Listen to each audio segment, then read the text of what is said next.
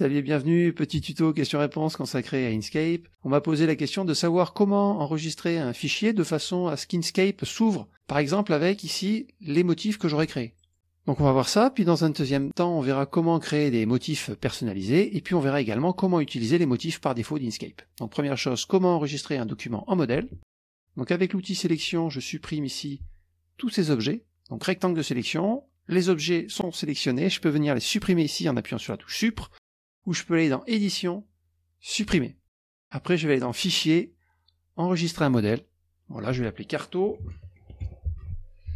Je peux mettre ici le nom de l'auteur, une petite description, on peut mettre également des mots-clés, et je peux cliquer sur ici Définir comme modèle par défaut, et je clique sur Enregistrer. Maintenant, lorsque je vais dans Fichier Nouveau, automatiquement, vous voyez ici, j'ai mes petits motifs qui apparaissent. Et si je veux maintenant supprimer, c'est-à-dire revenir au modèle par défaut, c'est assez facile, je vais cliquer ici sur les préférences d'Inkscape, aller ici dans Modèle utilisateur, cliquer sur Ouvrir, et venir supprimer ici ces deux objets. Maintenant, si je fais Fichier Nouveau, j'obtiens un document par défaut, c'est-à-dire un A4 tout simple. Une dernière chose, si je veux juste enregistrer ce document non pas comme modèle par défaut, mais comme fichier modèle, je vais dans Fichier, Enregistrer un modèle, donc je redonne ici un nom, Carto. Voilà, je fais Enregistrer, je ne coche pas, je fais tout simplement Enregistrer, et je peux retrouver ici le document dans Fichier, Nouveau à partir d'un modèle, je vais dans Personnaliser, et il se trouve ici, Carto. Voilà, je peux maintenant créer à partir du modèle. Voilà, et puis comme tout à l'heure, si je souhaite le supprimer, je vais dans les préférences, je vais dans Système, Modèle utilisateur, Ouvrir, et je supprime. Voilà, c'est relativement facile. Maintenant, on va voir comment créer ici nos propres motifs, donc c'est relativement simple. Mais avant, je vais vous montrer les motifs par défaut d'Inkscape. Donc pour trouver les motifs par défaut d'Inkscape, il faut cliquer là-dessus, sur la fenêtre Fond et contours. Je vais un petit peu agrandir tout ça, voilà. Alors pour se déplacer comme d'habitude, je clique sur la molette, je reste appuyé, je peux comme ça me déplacer dans mon document. Petit rappel, pour zoomer, on peut appuyer sur plus, pour dézoomer c'est moins. On peut également appuyer sur la molette pour zoomer, et Shift molette pour dézoomer. Donc je clique sur Fond, il va falloir que je crée un objet. Donc je vais créer un objet rectangulaire, je clique, je glisse comme ceci. Voilà, donc j'ai la possibilité. Ici, si je clique sur la croix, j'ai pas de remplissage. Si je clique ici, j'ai un aplat. Si je clique là, j'ai un dégradé linéaire. Si je clique ici, j'ai un dégradé radial. Si je clique là, j'ai un filet de dégradé. Et enfin, c'est ici qu'il y a les motifs qui nous intéressent, donc je clique là-dessus, et j'ai donc des motifs. Ici, si j'agrandis un petit peu, on a tous les motifs utilisés dans le document, que l'on peut utiliser facilement en cliquant dessus. Et ici, j'ai les motifs par défaut d'Inkscape. Donc je peux cliquer ici sur la petite flèche, et venir cliquer sur tous les motifs de façon à avoir tous les motifs du document. Voilà, ici on a une petite glissière. Et puis on peut également faire rouler la molette de la souris pour monter ou descendre. Ici on a des petites flèches qui permettent d'avoir les motifs classés par catégorie. Alors, par exemple, si je clique sur ce motif, je peux venir ici changer son échelle, donc je peux cliquer ici sur le petit plus ou sur le petit moins. Je peux également ici enlever le petit chaînage, ce qui permet de changer l'échelle sans changer ici l'échelle en Y. Donc je change l'échelle ici en X et je change pas l'échelle en Y. Après je peux choisir ici l'orientation. Alors soit je joue avec les glissières, soit je tape ici un chiffre. Je peux avoir un décalage en X et en Y. Je peux venir saisir une valeur, voilà, par exemple. Et je peux jouer sur l'espacement en X et en Y. Je peux également changer la couleur de l'objet. Je clique dessus.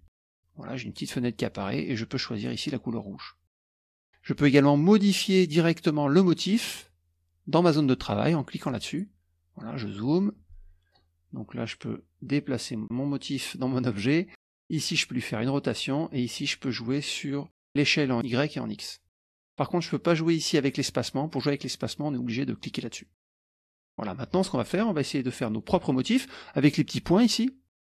Donc je clique ici sur la petite flèche. Voilà, je vais cliquer là-dessus. Et je vais convertir ce motif en objet. Donc pour cela, rien de plus simple. Je vais dans Objet, Motif, Motif en objet. Donc je clique là-dessus.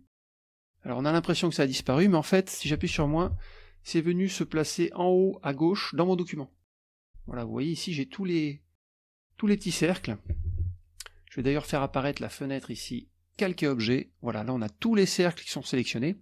Et en fait, on va les combiner de façon à ce que les cercles ne soient plus que sur un seul calque objet. Donc je vais aller dans chemin, et je clique sur combiner, tout simplement. À ce moment-là, j'ai plus qu'un seul calque avec tous les cercles.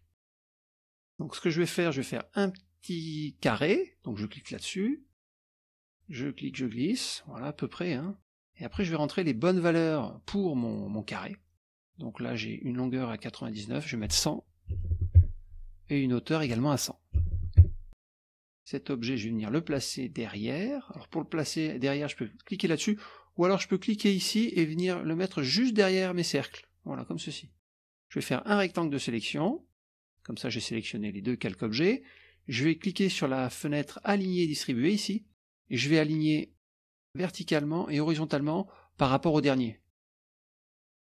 Maintenant je vais cliquer ici le fond, et le fond va me servir de découpe, parce que là on voit ici que le cercle il sort un petit peu en haut et en bas. Donc moi je veux pas ça, pour cela je vais créer une découpe à partir donc du clone de mon fond. Donc pour créer un clone, on va cliquer ici. Vous voyez, j'ai un clone qui est créé. Un clone est symbolisé par une sorte de petit cadenas là. Donc je clique sur mon clone, j'appuie sur CTRL et je clique ici sur le calque avec tous les petits cercles. Et là, grâce à ça, je peux faire une découpe. Je fais un clic droit et je fais définir une découpe. Vous voyez, ce qui permet d'avoir ici le cercle qui est bien coupé et qui respecte les bonnes dimensions. Si je sélectionne tout ça, j'ai bien un carré de 100 sur 100. Alors on voit maintenant que j'ai deux objets qui sont sur deux calques objets différents, je vais les grouper. Alors pour grouper c'est facile, je clique là-dessus. Voilà, tout simplement. J'appuie sur moins pour dézoomer. Voilà, je vais placer par exemple cet objet ici. Je vais réduire un petit peu sa taille. Donc je clique ici sur la petite flèche de transformation, j'appuie sur CTRL, ce qui permet de réduire un petit peu la taille de mon motif. Je peux éventuellement renommer ici ce groupe. Je vais l'appeler motif 01. Alors en fait, c'est pas vraiment encore un motif. Pour avoir un motif, je vais créer un clone en cliquant là-dessus. Voilà. Je le déplace. Et je vais aller dans Objet, Motif, Objet en motif. Et à ce moment-là, ça c'est un motif. Si je clique ici sur l'outil nœud, que je clique sur mon objet, j'ai ici un petit carré que je peux déplacer, un petit cercle qui me permet de faire des rotations comme on a vu tout à l'heure, et un petit carré qui me permet de modifier en X et en Y mon motif. L'avantage de faire ça, c'est que le motif, maintenant je peux venir cliquer dessus, aller dans Édition, Copier. Voilà, je veux par exemple l'appliquer sur cette zone, je sélectionne ma zone, je vais dans Édition, Coller, et je fais coller le style. Le raccourci c'est Maj, CTRL V. Automatiquement, vous voyez, ça a été collé. Et je peux faire ça sur plusieurs objets en même temps. Donc celui-là, si j'appuie sur Shift, je sélectionne celui-là, celui-là et celui-là. Édition, coller, coller le style. On va aller encore un tout petit peu plus loin pour une petite astuce. Je peux venir sélectionner ici cet objet avec le motif. Je peux aller dans Édition, je fais sélectionner les mêmes couleurs de fond. Vous voyez, ça m'a sélectionné comme ça tous les objets qui ont la même couleur de fond, à savoir le même motif. Et maintenant, je peux venir coller le motif qui est dans la mémoire de l'ordinateur en faisant CTRL-SHIFT-V. Si je souhaite avoir d'autres motifs avec les petits points, rien de plus facile. Je clique sur l'outil de sélection, je sélectionne tout ça. Je vais dans Édition, Copier. Et je fais Édition, Coller. Là, le mieux, c'est de venir placer son curseur ici et de faire un CTRL-V, ce qui permet de coller le nouveau motif à cet endroit-là. Donc CTRL-V. Voilà, j'ai mon motif qui s'est placé au niveau de mon curseur. Et je peux venir, voilà, comme ça, changer éventuellement ici. Voilà, je vais mettre une couleur rouge. Et ici, une couleur rouge très foncée. Donc là, j'ai l'objet qui me permet de modifier mon motif. Et là, j'ai mon motif. Donc comme tout à l'heure, hop, je fais un CTRL-C. Je sélectionne. Je vais sélectionner ces trois zones. Édition, coller, coller le style. Voilà, donc pour ce petit tuto, j'espère qu'il vous sera utile. N'hésitez pas à poser des questions et je vous dis à bientôt pour de nouveaux tutos.